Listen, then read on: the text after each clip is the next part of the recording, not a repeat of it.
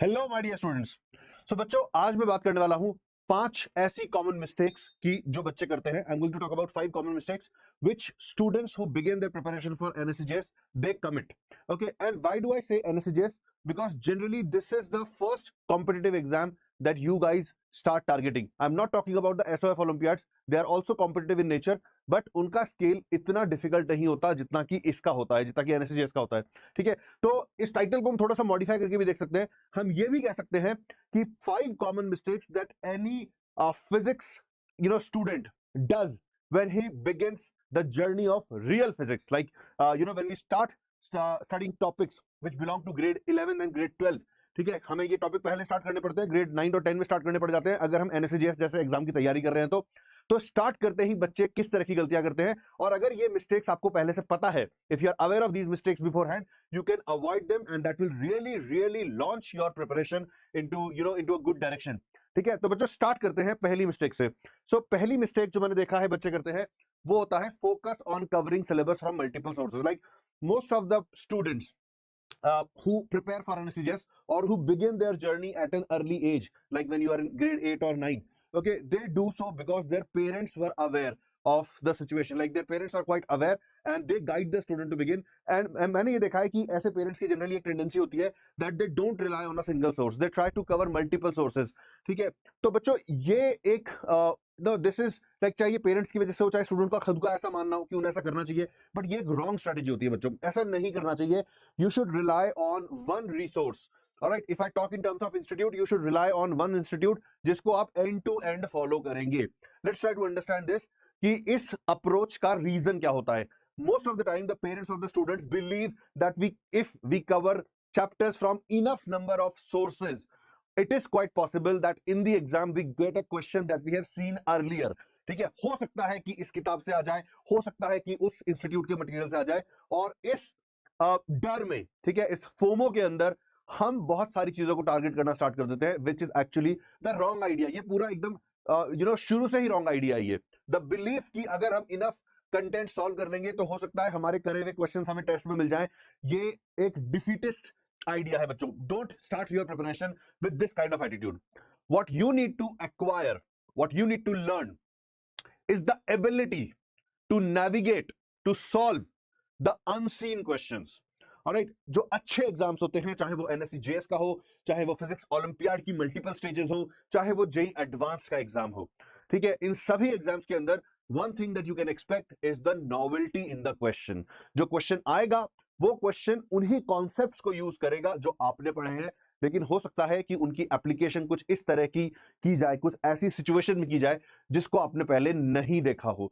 तो आपको ये सोच के तैयारी नहीं करनी होती है कि मैं जो कंटेंट सॉल्व कर रहा हूं वो कंटेंट में से क्वेश्चन आ जाए, रादर हमें ये सोच के तैयारी करनी होती है कि अगर मुझे ऐसे क्वेश्चन दिए जाए जो मैंने पहले कभी नहीं कर रखे हो, तो भी मेरी सोच इतनी पक्की, मेरी जो थॉट प्रोसेस है वो इतनी एक्यूरेट होनी चाहिए कि मैं उन अनसीन क्वेश्चंस को भी सॉल्व कर दूं। When you will start preparing with this approach, you will first of all get rid of your fear कि अगर मैं बहुत सारा कंटेंट सॉल्व नहीं कर रहा हूं या कर रही हूं तो मैं मिस आउट कर रही हूं। ऐसा नहीं है। The day you gain confidence कि मैं तो अनसीन क्वेश्चंस को भी सॉल्व कर सकता हूं या कर सकती हूं, essentially you have solved all the content जो कि तुमने एक्चुअल में सॉल्व नहीं किया, because you are now confident कि कुछ अनसीन भी आ गया तो तुम उसे कर ही दोगे। ठीक है, तो एंड गाइस व्हेन आई से कि अनसीन क्वेश्चन को सॉल्व करने की एबिलिटी, क्या 100% ऑफ द क्वेश्चन को हम सॉल्व करने की एक्सपेक्टेशन रखें? नहीं बच्चों, ऐसा जनरली नहीं होता है। If I give you 10 questions that you have not seen earlier, and if you are able to solve around 7 of them, consider yourself excellent in that particular topic। मतलब, ठीक है, being a teacher also, even I can't, I can hope, but probability wise, it's not 100% probability that if I see 10 unseen questions, if I try to solve them, I will get all of them correct। All right, the probability is not 1 or it's not 100% for this event also। So you can only hope कि हम ज्यादातर question को solve कर सके, और इस mindset के साथ तैयारी चालू करो, इससे तुम्हारा डर खत्म हो जाएगा and you will start enjoying the subject. So that is point number 1। Let's now come two point number 2। Point number 2 में बताता हूं बच्चों क्या गलती होती है। वो होती है यूनिडायमेंशनल अप्रोच की। जैसे whatever content you have decided to solve, जैसे फिजिक्स का मास्टर बनने की अगर मैं बात करूं, there are multiple books that you can target. ठीक है, ऑफ कोर्स इन बुक्स से अच्छे अच्छे क्वेश्चंस को इकट्ठा करके जितने भी इंस्टीट्यूट्स हैं वो जनरली अपना खुद का कंटेंट बना देते हैं so that you don't have to scavenge through the books. ठीक है, तुम्हें अलग अलग बुक्स को खंगालना ना पड़े, तो इंस्टीट्यूट ये काम आपके लिए कर देते हैं। तो आप किसी भी इंस्टीट्यूट का मटेरियल भी फॉलो कर सकते हो, पर कुछ बच्चों की टेंडेंसी होती है बुक से सॉल्व करना, which is a very good habit. ठीक है, ये हैबिट आपको रिसर्च फील्ड में बहुत हेल्प करती है, जहां पे आप खुद बुक्स पे रिलाई करते हो। तो अगर आप ऐसा करना चाहते हो तो एक चीज माइंड में रखना बच्चों की हर बुक को कंज्यूम करने का तरीका सेम नहीं होता, और हर book same you know same learning outcome के लिए नहीं बनी होती। अलग अलग बुक अलग अलग पर्पस से बनाई जाती है। मैं दो पॉपुलर बुक्स का एग्जांपल लेता हूं, जैसे एच सी वर्मा, ये एक जो कॉन्सेप्ट्स ऑफ फिजिक्स है, बहुत ही पॉपुलर बुक है इंडिया के अंदर, और आई वुड से कि वो एकदम ना बाइबल है, मतलब इंडियन स्टूडेंट्स के लिए तो। ठीक है, बहुत ही गजब की किताब है जो एच सी वर्मा सर ने लिखी है। ठीक है, तो एक उस बुक का एग्जांपल लेते हैं, और लेट्स से उसको कंपेयर करते हैं एक दूसरी बुक जो अगेन बहुत पॉपुलर है इंडिया के अंदर, जो कि एक फॉरेन ऑथर की बुक है, which is Halliday Resnick Walker, like 3 authors have written that book. Alright, इन दोनों बुक्स को अगर हम कंज्यूम करने की बात करें तो sometimes student end up consuming, trying to consume both the books in the same manner. ठीक है, बट बच्चों ऐसा नहीं है। H C Verma is a very good problem book. ऐसा नहीं है कि उसके अंदर थ्योरी नहीं है, चैप्टर है, थ्योरी एक्सप्लेन्ड है, सब कुछ है। ठीक है, पर उससे उसमें ना थ्योरी बताई गई है कि ऐसा ऐसा होता है, गुड इनफ एक्सप्लेनेशन भी दिया गया है, गुड इनफ। ठीक है, good enough to understand, but that is a bit terse for the first time reader, like a beginner. ठीक है, उनके लिए वो एक्सप्लेनेशन सफिशिएंट नहीं है। ठीक है, अगर तुम प्रॉब्लम सॉल्व करते हो अच्छी वर्मा से, दैट्स एन एब्सोल्यूट, मतलब उसमें प्रॉब्लम्स जिस तरह से प्रेजेंट की गई है, लो लेवल से, बेसिक लेवल से क्वेश्चन स्टार्ट होते हैं and then you end up reaching to the highest level. ठीक है, as you move towards the end, and जो ऑब्जेक्टिव एक्सरसाइज है उस बुक के अंदर, उनको टेस्ट की तरह यूज करना चाहिए। बच्चे क्या करते हैं, बच्चों को लगता है कि ऑब्जेक्टिव क्वेश्चन ज्यादा इजी होंगे, तो चलो वहां से स्टार्ट करते हैं, फिर सब्जेक्टिव पे आएंगे या फिर न्यूमेरिकल्स पे आएंगे। उल्टा करना चाहिए बच्चों। उस बुक के अंदर जो एक्सरसाइजेस है वहां से स्टार्ट करो, जब एक्सरसाइज कंप्लीट कर लो तुम सारा, 1 से लेके what ever the last number is, उसके बाद ऑब्जेक्टिव एक्सरसाइज को एज अ टेस्ट यूज करो, अपने आप को चेक करने के लिए कि तुम्हारी अंडरस्टैंडिंग कितनी अच्छी हुई है। चलो मैं इस बात पे थोड़ा सा कंडेंस करता हूं अपने आप को। तो H C Verma is a very good problem book. ठीक है, while Halliday Resnick Walker is a very good theory book. उसके अंदर थ्योरी के जो एक्सप्लेनेशंस दिए गए हैं, जो एक्सपेरिमेंट्स की एक्चुअल फोटोग्राफ्स दी गई हैं, लैबोरेटरीज की जो फैक्ट्स बताए गए हैं कॉन्सेप्ट्स के बारे में, जो कि बहुत ही एंगेजिंग है। ठीक है, उन सबको पढ़ने में न सिर्फ मजा आता है, लेकिन हम जो पढ़ रहे हैं वो हमें एब्सोल्युटली क्रिस्टल क्लियर भी हो जाता है। ठीक है, and when you check the problems in Halliday Resnick Walker, there are many problems. ठीक है, बट उन प्रॉब्लम्स के साथ एक छोटी सी प्रॉब्लम है, वो प्रॉब्लम ना रियल डेटा को यूज करती है, मतलब रियल लाइफ में जो डेटा होता है, तो उसमें नंबर्स बहुत ही एब्सर्ड होते हैं। बिकॉज इस बुक को लिखते वक्त ऑथर्स ये अज्यूम करके चल रहे हैं कि आप लोग कैलकुलेटर का यूज करेंगे, and that too a scientific calculator, यानी कि आपको किसी भी गंदे से एंगल, जैसे समथिंग लाइक 59 डिग्री और 58 डिग्री, उसका भी साइन कॉस टैन आपको पता होगा, because they are expecting you to use calculator while solving. तो इस बुक से, हैलिडे रेसनिक वॉकर से क्वेश्चंस को करना, ठीक है, जो न्यूमेरिकल प्रॉब्लम्स होती है, that is not a good idea. ठीक है, बहुत सारी होती है, कॉन्सेप्चुअली बहुत इजी होती है। ठीक है, न्यूमेरिकली बहुत टफ होती है, नंबर्स बड़े डिफिकल्ट होते हैं, उसमें आपको कैलकुलेटर यूज करना ही पड़ जाएगा। ठीक है, हाँ, उसमें एक बात बहुत अच्छी होती है कि वो आपको मॉडलिंग सिखा देते हैं। मॉडलिंग का मतलब एक रियल लाइफ डिस्क्रिप्शन देते हैं वो क्वेश्चन के अंदर, और उसको आप एक मॉडल के अंदर कन्वर्ट करना होता है, जो जो कि फिर आप प्रॉब्लम को सॉल्व करते हैं। फॉर एग्जांपल, क्वेश्चन इस तरह की बात कर सकता है कि a train is entering into a tunnel, then you have to conclude कि एक पिस्टन जो है वो एक सिलेंडर के अंदर एंटर कर रहा है, समथिंग लाइक दिस। ठीक है, इसको कहते हैं मॉडलिंग। तो कहने का मतलब है कि अगर आप गलत चीज के लिए गलत बुक को यूज करेंगे तो आपकी एफर्ट्स वेस्ट हो जाएगी। So when you are choosing any content to consume, be sure you know how to consume that content. ठीक है, इसके लिए आप किसी ऐसे व्यक्ति से पूछ सकते हैं जिसने पहले वो कंटेंट को यूज किया है। आप बुक का प्रीफेस भी पढ़ सकते हैं, उससे भी काफी आइडिया लग जाता है कि कैसे उसको यूज करना होता है। ठीक है, so first problem was the wrong focus. ठीक है, फोकस कि हम सारा कंटेंट सॉल्व कर रहे हैं जिससे कि हमारा देखा हुआ क्वेश्चन टेस्ट में, wrong idea. Prepare yourself to be able to solve unseen question. The second mistake that the students do, they use the books in the wrong manner, or they use wrong books with the wrong purpose. तो please inquire कि कौन सी book किस काम के लिए अच्छी है और उसी के लिए उसको यूज करो।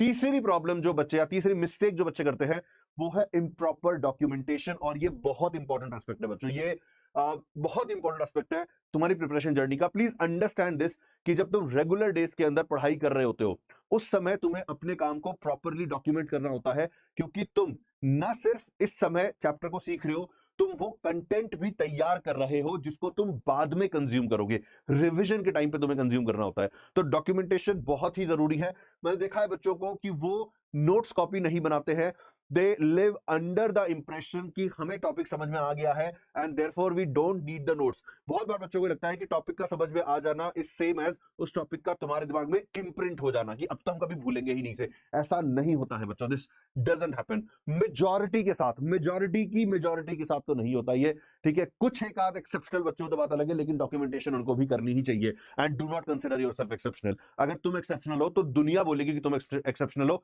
तुम मत सोचो कि मैं एक्सेप्शनल हूं, प्लीज। ठीक है, तुम अपनी तैयारी ये मान के करो कि मैं एक ऑर्डिनरी बच्चा हूं। लेट पीपल टेल यू, ठीक है, and let people tell you and let the exams tell you that you are exceptional. Don't assume you are exceptional. And same advice I would give to parents also. Do not assume that your kid is exceptional. No matter how strongly you believe it, plan everything keeping in mind, or uh, plan everything as if your kid is just an average kid, ठीक है, and let the world discover and tell you that your kid is exceptional. Coming back to improper documentation, करना क्या है बच्चों? मैं कुछ एकदम blanket चीज बताता हूँ, मतलब मैं आपको बता देता हूँ कि आपको करना क्या, आप उसको कर लो, that documentation will be taken care of. तो बच्चों, एक तो अपनी नोट्स कॉपी बनाओ, ठीक है।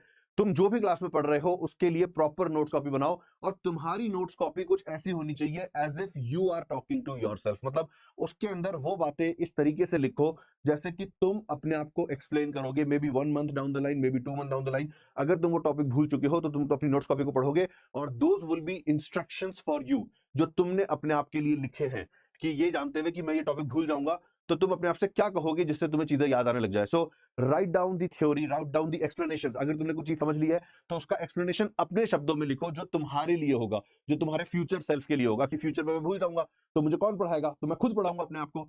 इस तरीके से अपनी नोट्स कॉपी बनाओ। नोट्स कॉपी बनाने में काफी टाइम इन्वेस्ट होता है, अच्छी नोट्स कॉपी बनाने में। उस टाइम को इन्वेस्ट करो, वो टाइम वेस्टेज नहीं है, वो इन्वेस्टमेंट है। तुम्हारी नोट्स कॉपी जितनी अच्छी बनेगी, तुम्हारे को नोट्स कॉपी बनाने की प्रोसेस में टॉपिक में उतनी ही ज्यादा क्लैरिटी आ जाएगी, और फिर क्वेश्चन सॉल्व करते समय तुम्हें उतने ही कम डाउट्स आएंगे।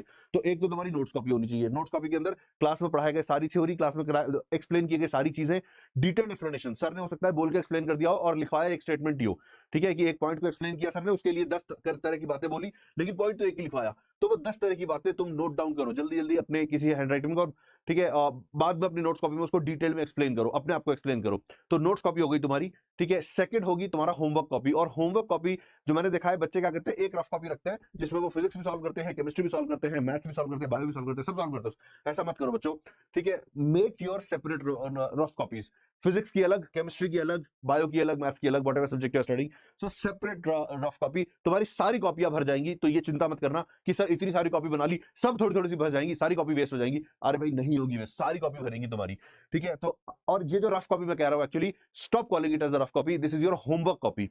सो whatever homework is being assigned to you, ठीक है, अपनी कॉपी के शुरू के फ्रंट 5 to 10 पेजेस को ब्लैंक छोड़ दो, उसके बाद सॉल्व करना स्टार्ट करो। व्हेनेवर यू सॉल्विंग, ठीक है, put a date on every page, जिस डेट पर तुमने उसको सॉल्व किया है, and a page number also, ठीक है। अपनी पूरी कॉपी की नंबरिंग कर लेना, वो एक बार बैठ के करने की जरूरत नहीं है। Every time you are writing in that note copy, just put a number to your on the top, ठीक है। And whenever you are finishing your work, मैंने आज 20 क्वेश्चंस अटेम्प्ट करे, वो लेट्स से पेज नंबर 25 से लेकर page number 35 तक है, तो अपनी कॉपी के शुरुआत में तुमने जो पेजेस खाली छोड़ते हैं उसमें एक इंडेक्स बना लो कि पेज नंबर 25 से लेकर 35 तक इस डेट को होमवर्क मिला था, ये क्वेश्चंस था, ये मैंने सॉल्व किया। Make a index in your copy, ठीक है। और कॉपी को ऐसे रफ कॉपी की तरह यूज मत करो, प्रॉपर्ली करो। आई एम नॉट सेइंग कि बहुत ही डेकोरेटिव वर्क करना है, ठीक है। What I am saying is just कि सीक्वेंशियल वर्क कर रहा है। You don't need to write beautiful handwriting, ठीक है। You don't need to draw absolutely great figures, ठीक है। Good enough is okay, good enough is fine, ठीक है। So make your homework copy, so notes copy, then your homework copy, then third would be your test review copy, ठीक है। तो test, हर test कोई खत्म होने के बाद your test will serve as an assignment. Once your test is over, consider your test as an assignment, which means that solve the entire paper assuming as if there is no time limitation. See how many questions you are able to solve.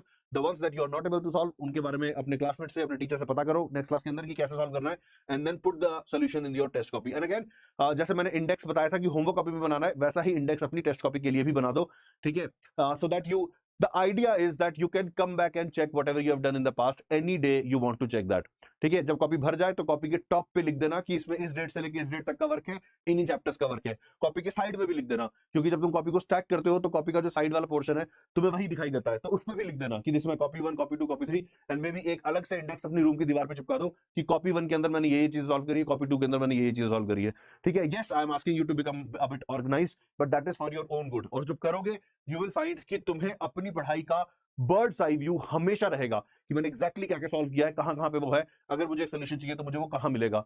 ये जो referencing है कि मुझे कभी याद आ रहा है कि मैंने क्वेश्चन किया था, मुझे उसका सोल्यूशन चेक करना है मैंने क्या किया था, दिस इज वेरी इंपॉर्टेंट कि जैसे ही तुम्हारे मन में एक ख्याल आए वैसे ही तुम एग्जैक्ट सही कॉपी को निकाल के सही पेज नंबर पे जाके वो क्वेश्चन चेक कर सको। बहुत इंपॉर्टेंट होता है बच्चों। ठीक है, तो प्रॉपर डॉक्यूमेंटेशन में मैंने तीन चीजें बताई है, नोट्स कॉपी, होमवर्क कॉपी और तुम्हारी टेस्ट रिव्यू कॉपी। ठीक है, एक फोर्थ कॉपी तुम रख सकते हो जो कि तुम्हारी ट्रू सेंस में रफ कॉपी होगी, उसके अंदर तुम्हें कोई भी स्क्रिबल वर्क करना है या कुछ भी ऐसा जो कि तुम्हें टेम्पररी कहीं पे लिखना है, and then you have to note it down later in one of these three copies, तो उसके लिए तुम एक रफ कॉपी रख लो which is your rough copy in the true sense. So this should be this is how you should document your work. ठीक है, अब चौथी मिस्टेक जो बच्चे करते हैं वो होता है टेस्ट को हल्के में लेना, like they do not do the post test analysis. जैसे मैंने बताया कि जैसे ही टेस्ट खत्म हो जाता है, टेस्ट को एक असाइनमेंट की तरह देखना चाहिए, फिर पूरे टेस्ट को वापस सॉल्व करना चाहिए, देखना चाहिए कि एक क्वेश्चन को सॉल्व करने के मल्टीपल मेथड्स हैं क्या, क्योंकि टेस्ट में तो आप एक ही मेथड करोगे। ठीक है, अगर मान लो मल्टीपल मेथड्स हैं तो सारे मेथड से इस क्वेश्चन को सॉल्व करके देखना चाहिए, क्योंकि जब आप ये करते हो तब आपको डिस्कवर होता है, आपको पता लगता है कि कौन सा मेथड बेस्ट रहता है, क्योंकि आपने दोनों मेथड को अभी भी करके देखा है। ठीक है, तो अपना पोस्ट टेस्ट एनालिसिस करो, उसके लिए अलग से कॉपी बनाओ, वेरी इंपॉर्टेंट एस्पेक्ट। और फाइनली जो फिफ्थ पॉइंट है जो कि बाकी चार को इनेबल करेगा वो होगा डिसिप्लिन एंड प्लानिंग। ठीक है, बहुत सारे बच्चे डिसिप्लिन को फॉलो नहीं करते हैं।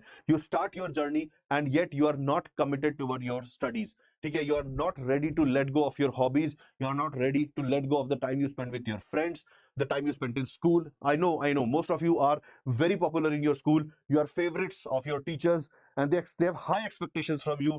ठीक है, सारे टीचर्स बोलते हैं कि बढ़िया नंबर लेकर आने हैं, बहुत सारे टीचर ये भी बोलते होंगे कि आपको इस कंपटीशन में पार्टिसिपेट करना है, उसमें करना है, डिबेट पे करना है, एलोकेशन में करना है, ठीक है, गेम्स खेलना है वगैरह वगैरह, and they have high expectations from you. ठीक है, वो सब ठीक है बच्चों, वो सब ठीक है। if that is becoming a hurdle in your preparation of NSCJS or whichever your target exam is, you have to take a call कि भाई I am going to give them up। ठीक है, अपने लिए एक डिसिप्लिन बनाओ कि ये मेरा स्टडी टाइम है, ये मेरा एंजॉयमेंट टाइम है, डिसिप्लिन बनाओ, फॉलो दैट। ठीक है, most of you start with a disciplined time table, but you follow it for few days and then you give it up thinking कि इससे फर्क नहीं पड़ रहा, दैट्स ऑल द सेम। ठीक है बच्चों, डिसिप्लिन के जो फ्रूट्स है ना वो एक टाइम के बाद देखने को मिलते हैं, like you improve every day bit by bit by bit by bit, and the improvement is similar to the growth in your height। ठीक है, this is something that you never notice but you definitely know that you have grown over a period of time। ठीक है, so something like that कि discipline का जो benefit है वो तुम्हें ओवरनाइट कभी नहीं देखने को मिलेगा, तुम्हें डेली परसीव भी नहीं होगा कि इसका कुछ बेनिफिट हो रहा है, but when you follow that discipline life for an elongated period of time like a month or 2 months or a 3 month, then you compare yourself, your present self with your past self, then you check कि there is a huge difference in the way you used to be and now how efficient you have become। So बच्चों, ये जो 5 points है, these 5 points I hope you will keep in mind। I will summarize them for you once again। So the first one was to have the right focus। I need to learn the ability to solve unseen question, that is lesson number 1। lesson number 2, you need to know how to use a given content, in which manner you need to use। lesson number 3, you need to document your work very very properly। lesson number 4, you need to make good use of the test, do the proper post test analysis। and lesson number 5, follow a disciplined life। and if you follow these things, you would have given yourself a great start in your preparation journey and you will definitely bear the fruits of this decision। With that note, you will see me again in the next session। Take care everyone, bye bye।